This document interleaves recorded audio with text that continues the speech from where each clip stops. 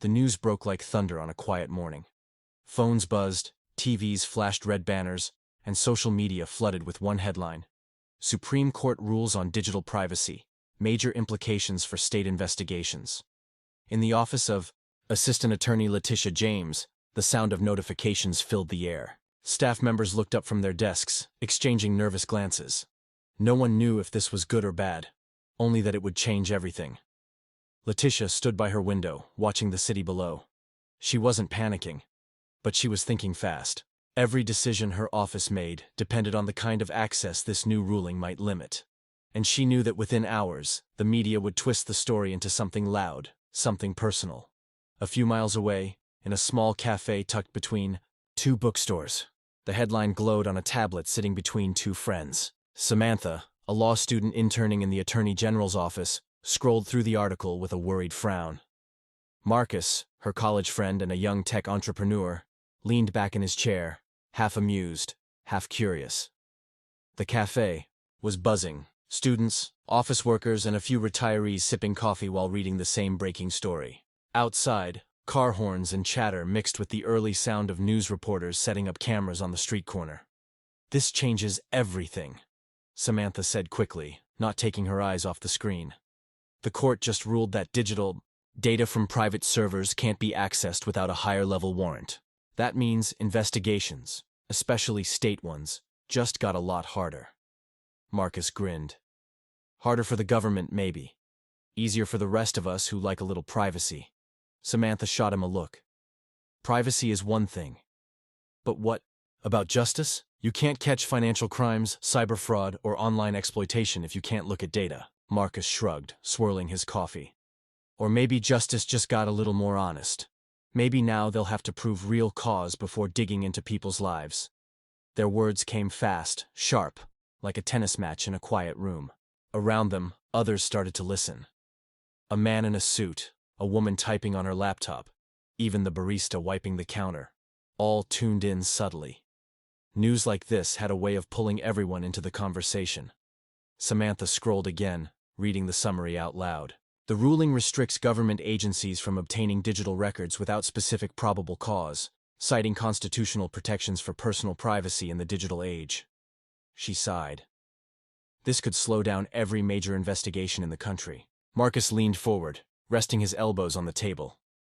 "Or maybe it'll slow down overreach. You work in government, Sam. You know how many times agencies pull data from people who haven't even been charged?" "That's called due diligence," she snapped. "We check before we accuse." "And sometimes you accuse before you check," Marcus countered, his tone still calm but firm. The barista chuckled, sliding a new cup onto the counter. "I don't know much about the law," she said, "but I don't want anyone reading my texts, even if I've got nothing to hide." Her comment broke the tension, just a little. Samantha smiled politely but said, "That's the problem. Everyone says they care about privacy until something happens to them. Then they want the government to step in and fix it. You can't have it both ways." Marcus nodded. "And the government says it only uses this power for the right reasons, until it doesn't. That's why the court stepped in." Their argument wasn't angry. It was alive. Both of them believed they were right. Both had logic behind their words. But underneath it all was something deeper. Fear. Samantha feared a world where law enforcement couldn't protect people in time. Marcus feared a world where no one's private life was truly private anymore. Back at the Attorney General's office, Letitia James walked into a meeting room. Advisors and analysts sat waiting, eyes on their tablets. "We need to understand the scope," she said, calm but direct. "What cases are affected, what tools we lose, and how to adjust." One advisor spoke up. "It could limit access to digital financial records, encrypted messages, and even social media data." Letitia nodded. "Then we'll adapt. Law and technology always dance this way. One moves forward, the other catches up." But deep down, she knew adaptation meant time, and time was a luxury her team didn't have. The headlines were already spreading, and soon her name would be attached to the story. Letitia James faces major setback. She didn't care about the headlines themselves. She cared about the public perception. People often misunderstood how fragile justice could be in a digital world. Back in the cafe, Samantha read a quote from an online article. Privacy. Advocates hail the decision as a major win for individual rights, while state attorneys warn it could hinder criminal investigations. She looked up. That's exactly it, Marcus. It's not black and white. Marcus smiled faintly. No, but it's about time someone drew a line. We live in a world where everything is recorded. Our phones, our smart speakers, our cars. There has to be a limit. Samantha leaned back, thinking. You really think total privacy is possible anymore? Not total, Marcus said, but more than we have now. The cafe door opened, and a gust of wind swept in, carrying chatter from the street. A few people outside were filming short clips, explaining the ruling in their own words, some celebrating it, others warning of chaos. It wasn't just a legal change. It was a cultural moment. Everyone had an opinion, and no one had the full picture. For a moment, Samantha felt the weight of it all. The complexity, the speed of the world, the blur between justice and privacy. My mentor always says, she murmured half to herself. Every new law is a test of how much trust people have left. Marcus nodded. And that trust keeps shrinking. She smiled weakly. Maybe because we both keep breaking it, people and institutions alike. Their conversation quieted. Outside, the cameras flashed. In the Attorney General's office, the phones kept ringing. Across the country, talk shows prepared segments, and social media began to split into sides. Some called it the dawn of digital freedom. Others called it the death of accountability. For Samantha and Marcus, it wasn't about sides anymore. It was about understanding what kind of world they were inheriting. A world where data was more valuable than gold, and truth was often buried somewhere between privacy and power. And somewhere in her office, Letitia James exhaled, closing her tablet. The decision had been made, the rule rewritten. The fight ahead wouldn't be about panic or headlines, it would be about balance. But for now, the city buzzed with debate, and two friends in a cafe kept talking. Fast, thoughtful, alive, trying to figure out what freedom really meant when every secret lived in the cloud. The next morning, the city woke up buzzing with opinions. News anchors, professors, bloggers, and everyday people filled the air with one question. How much privacy is too much? Samantha sat on a bench outside the law school, her phone lighting up with debate threads. Every headline said something different. Some praised the Supreme Court for protecting personal freedom. Others warned that criminals would use this ruling as a shield. Marcus showed up with 2 coffees, tossing her one. You see the morning news? He said. They're calling it the digital curtain.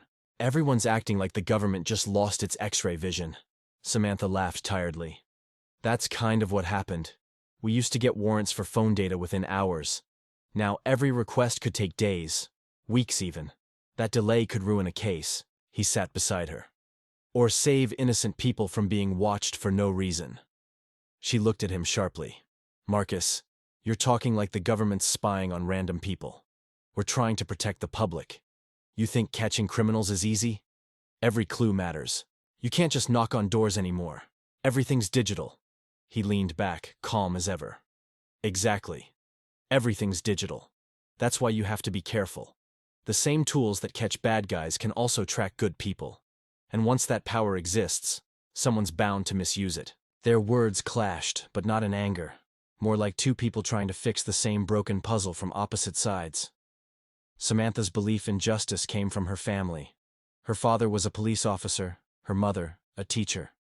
She'd grown up hearing about how technology helped catch dangerous people. Marcus, on the other hand, built apps that helped small businesses protect customer data. To him, privacy wasn't just personal, it was moral. She pointed at his tablet. You built your company on trust, right? Yeah, he said, sipping his coffee. So imagine someone uses your platform to scam people. You'd want us to have access to that data to stop it, wouldn't you? Sure, Marcus replied. But I'd also want to know there's a legal wall protecting innocent users. That's the point. You can't just open the vault every time someone says, suspicious activity. Samantha frowned. But by the time you get permission, The scammer's gone. People get hurt. And without permission, Marcus countered, people get watched who did nothing wrong. That hurts too. The bell tower rang in the distance, marking the hour. Around them, students passed by, laughing, rushing to class, talking about the same story. Some supported privacy, others worried about crime. The whole campus felt like one big debate hall. Samantha stood up. Let's test your theory. Imagine a company hiding illegal money transfers in encrypted servers. We know they're guilty, but now we can't touch the data without more proof. How do we get justice? Marcus smiled. That's easy. You build stronger cases before you invade privacy. You don't get shortcuts just because tech makes it easy. That's not how real life works, she said, frustrated. Criminals move fast. Every day we wait, they erase evidence. Then maybe the real problem, Marcus said, standing too, isn't privacy. Maybe it's that the system depends too much on digital shortcuts. She stared at him, unable to answer for a moment. It wasn't that she disagreed entirely. He had a point, but she also knew the cost of hesitation. Behind every file she reviewed, every document she processed, were victims who couldn't wait. Inside the nearby student center, a news screen replayed clips from the courtroom. Legal analysts discussed the ruling's potential effects. Words like oversight, transparency, and individual liberty flashed across the screen. Marcus watched it, then said quietly, "You ever think maybe we've traded too much privacy for comfort? We let our phones track us, our cars record us, our homes listen to us. Then we act surprised when the government wants in too."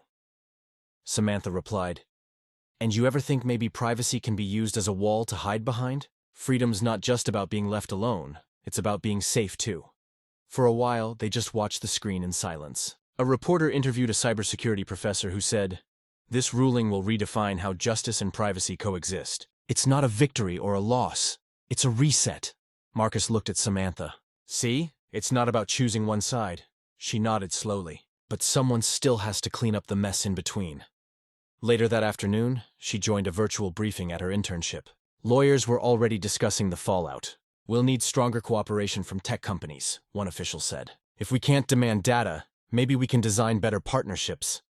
Samantha typed notes furiously. It made sense. Adapt, collaborate, find legal workarounds. But she could still hear Marcus's voice in her head. "You can't just open the vault every time you're suspicious." Meanwhile, Marcus joined an online panel with small business owners and privacy experts. "This is a big win," one speaker said. "It forces governments to respect digital privacy like physical privacy." Another added, "But we also need to ensure criminals don't exploit it." Marcus agreed with both.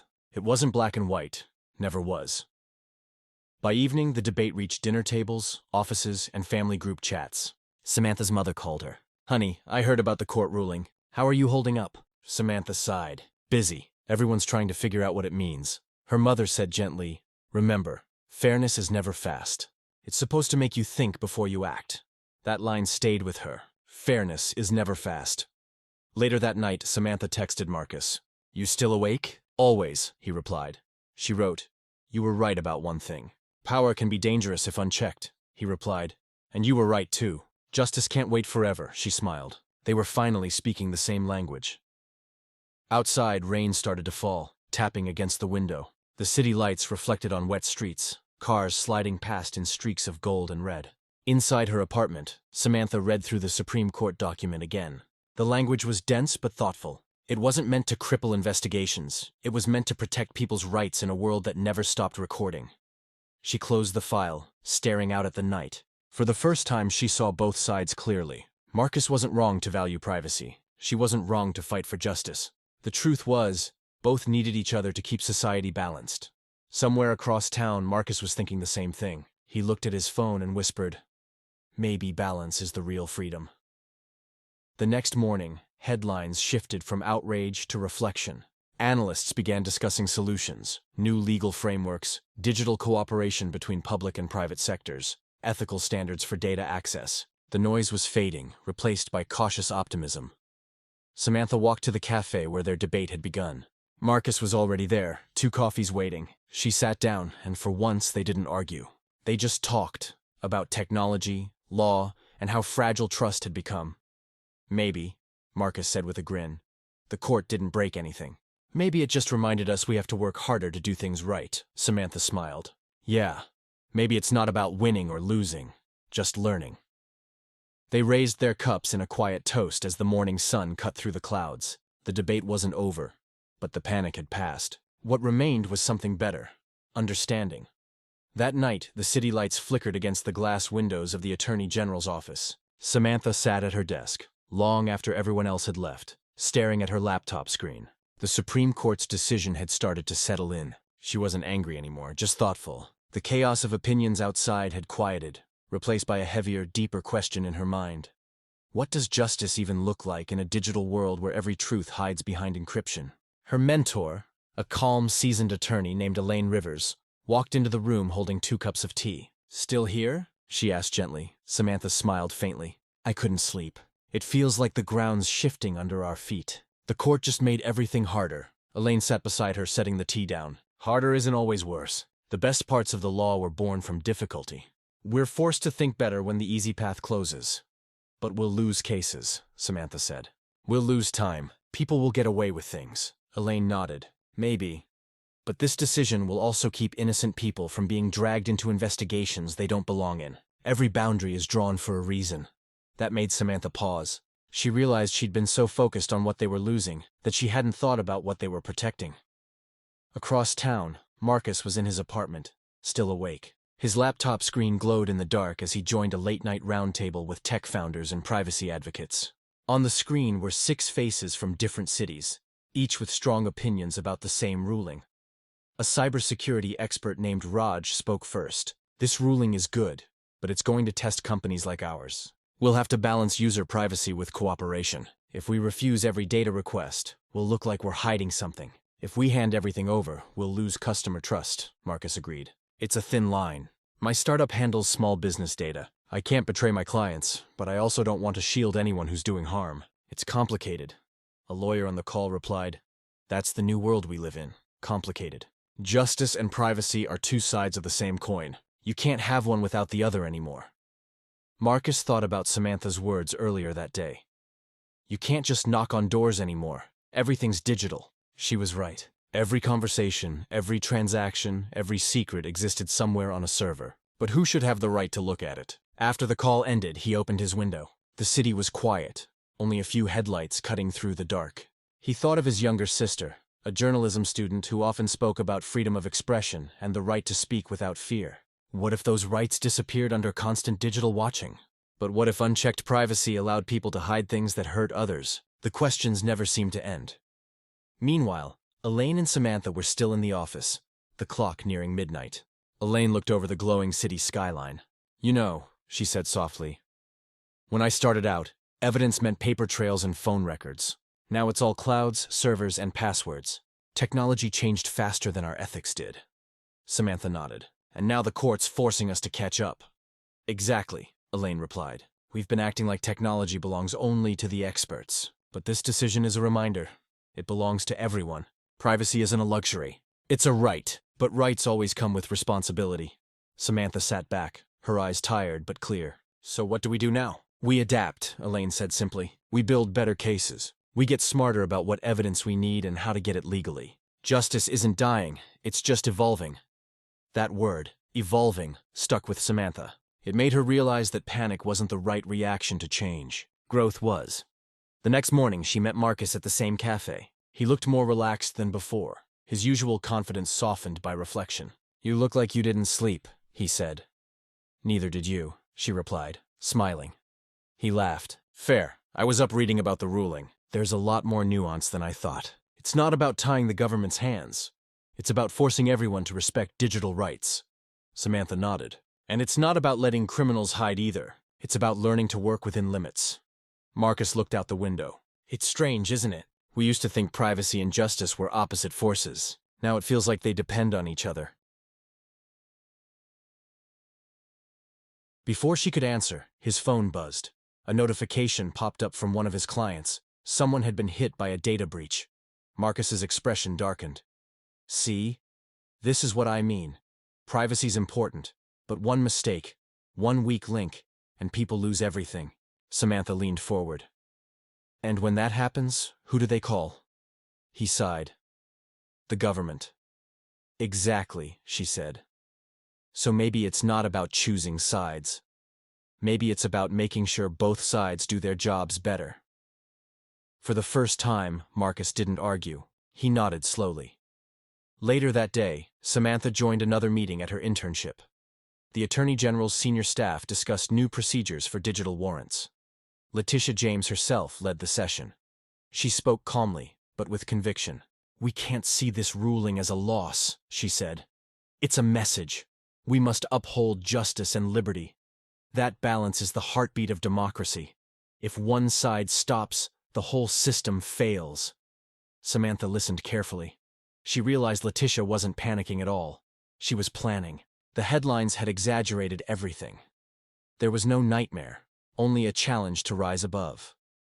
Meanwhile, Marcus decided to add new transparency policies to his company's privacy agreements. "If users know exactly how their data is handled," he told his team, "they'll trust us more. We can protect them without becoming part of the problem." That night, both of them, Samantha and Marcus, found themselves staring at the same city skyline from different sides of town, thinking about the same question: how much do we owe to each other in a world built on information? For Samantha, justice was the backbone of order. For Marcus, privacy was the soul of freedom. But slowly, they both realized those ideas couldn't survive alone. Justice without privacy becomes control. Privacy without justice becomes chaos. A few days later, they met again. This time their talk was quieter, calmer. Marcus told her about the breach and how he fixed it.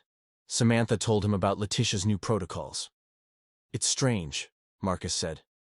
"This whole debate started with fear, everyone thinking they were losing something. But maybe we're gaining perspective." Samantha smiled. "Maybe the panic was just part of the process. Sometimes, before things get better, they have to be questioned." He nodded. "You know, I think the Supreme Court did us a favor. They made us talk." She laughed softly. "You mean argue?" "Same thing," he said. They both laughed, the tension gone. The cafe felt lighter, as if the whole world had taken a deep breath after weeks of shouting. Outside, the city moved on. Busy, imperfect, alive. That night, Samantha wrote in her journal, something her mentor had said echoing in her mind. "Justice is not about knowing everything. It's about respecting what we shouldn't know." Across the city, Marcus typed a blog post for his company. Privacy isn't hiding. It's choosing what to share, when, and with whom. And that choice should belong to everyone. Neither of them knew it, but their stories were starting to overlap. Not in opposition, but in balance. The debate that began with panic was turning into a partnership of understanding. The law, technology, and the people behind them were learning to evolve together. And somewhere in her office, Letitia James looked out over the skyline, calm and steady, knowing that the storm had done what storms always do. It cleared the air for something new to grow. A week passed, and the city finally began to calm down. The loud arguments, the talk show debates, the online chaos, it all softened into quieter conversations. What once felt like a national panic had turned into reflection. People weren't shouting about who was right anymore. They were asking what came next. Samantha walked through the lobby of the Attorney General's office early one morning. The air felt lighter, the tension gone. Staff chatted about new case strategies instead of court rulings. Letitia James had handled the storm with patience. She hadn't panicked or pointed fingers. She'd adapted. And that calm leadership began to ripple through the team. Samantha admired that. She wanted to learn how to do the same. By now, new protocols were being drafted. Investigators would need stronger justifications before requesting digital data. Every decision had to be documented, every warrant backed by clear evidence. It made the job slower, but also cleaner. Fairer. Samantha found herself surprisingly at peace with it. Maybe this was what progress looked like. Not comfort, but clarity. That afternoon, she decided to take a walk to the cafe where everything had started. Marcus was already there, sitting by the window, typing on his laptop. When he saw her, he smiled. "You're late," he teased. "I had to finish a report," she said, sitting down. "Letitia wants all interns to summarize how the new privacy standards could affect public trust. It's a big assignment," Marcus laughed. Public trust. That's a tricky one. Feels like nobody trusts anyone anymore. Exactly, Samantha replied. That's what makes this so important. They ordered coffee, and as they waited, Samantha noticed how different the cafe felt now. The same crowd, the same tables, but the mood was calmer. The conversation had moved from outrage to understanding. A group of students nearby were discussing the same Supreme Court decision, but without shouting. They were debating thoughtfully, like people who had learned something. Marcus closed his laptop. I've been working on new data policies for my company. We're going to start publishing transparency reports. Show users what information we collect and why. No fine print, just honesty. That's smart, Samantha said. If more companies did that, maybe people wouldn't feel like they're being watched all the time. He nodded. Trust grows when people are informed, not when they're left guessing. The barista brought their drinks, smiling. Glad to see you two aren't arguing today, she said with a laugh. Marcus chuckled. Oh, we still disagree. We're just doing it more politely now. Samantha grinned. We've evolved.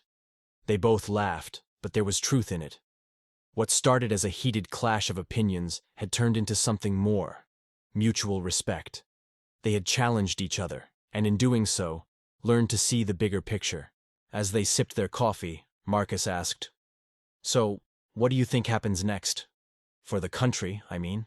Samantha thought for a moment. I think people will adapt. Lawmakers, tech companies, citizens. We'll all find new ways to balance privacy and justice. It won't be perfect, but it'll be better than before. He nodded. It's funny. Everyone called it a nightmare ruling, but maybe it's exactly what we needed. A wake-up call. Exactly, she said. It forced everyone to look in the mirror. Outside, the street was alive with movement. A newsstand displayed a new headline. Supreme Court decision sparks national reforms in digital ethics. The tone had shifted. What began as panic was now being called progress. Marcus leaned forward. You know, I've been thinking about something. Privacy and justice. They're like brakes and gas in a car. You need both to drive safely. Too much gas, you crash. Too much brake, you stop moving. Samantha smiled. That's actually a great way to put it. He shrugged. I like simple metaphors. Makes complex things make sense. They sat in silence for a few moments, listening to the low hum of conversation around them. The world outside the cafe was still full of problems, still divided in many ways. But here, in this small corner of the city, two people from different worlds, law and technology, had found common ground. That evening, Samantha attended a small press briefing with Letitia James. Cameras flashed, journalists asked questions, and the Attorney General spoke with quiet confidence. The Supreme Court's decision challenges us, she said. But challenge is what shapes progress. The rule of law must grow alongside innovation. Justice must respect privacy, and privacy must not block justice. We're not choosing sides, we're building balance. Samantha felt proud hearing those words. They echoed what she and Marcus had been trying to understand all along. After the briefing, she walked out into the cool night. The city lights reflected on the wet pavement, and people hurried by with umbrellas and briefcases, each living their own stories. The world kept moving. Her phone buzzed, a message from Marcus. Watch the news tonight. They're covering small businesses adapting to the new ruling. I might be on. She smiled. When she got home, she turned on the TV. There he was, standing outside his office, talking to a reporter. This decision reminded us that technology should serve people, not control them, he said. We're learning how to protect privacy without hiding from accountability. It's not easy, but it's necessary.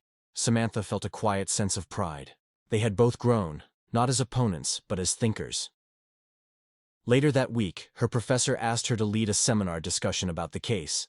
She opened the session by asking her classmates, can privacy and justice coexist without one overpowering the other? The room fell silent for a moment before the debate began. Unlike before, the discussion was thoughtful, respectful, curious. People didn't speak to win. They spoke to understand. As the seminar ended, her professor said, that's how progress sounds, not like shouting, but like listening. When Samantha left the classroom, she texted Marcus again. Guess what? You and I started something, he replied instantly. Good, maybe the world needs more coffee shop arguments. She laughed, walking through the busy street, watching life unfold around her, cars passing, people talking, lights flickering in windows. The world felt the same, but she wasn't. The last few weeks had changed her. She no longer saw the law as a wall that divided right and wrong, but as a bridge that tried, sometimes clumsily, to connect freedom and fairness. That night, as she wrote her final report, she ended it with a single sentence. Justice is not a war against privacy. It's a partnership with it. She read the line twice, smiled, and closed her laptop. Somewhere across the city, Marcus finished a blog post with a similar thought. Privacy isn't about hiding. It's about trust, and trust is what keeps justice alive. Neither of them knew they'd written nearly the same thing. As the city settled under a quiet night sky, the tension that once filled every newsfeed was gone. People were still debating, still disagreeing, but they were thinking more deeply, speaking more carefully. The storm had taught them something valuable. Freedom and responsibility are not enemies. They are threads in the same fabric. Pull one too hard, and everything unravels. In her office, Letitia James looked out over the city lights. She knew her name had been in every headline, praised by some, criticized by others, but none of that mattered.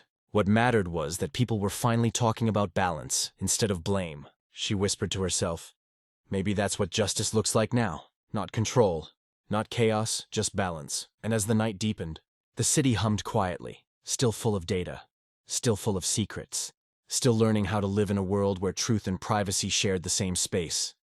Uneasy, imperfect, but together.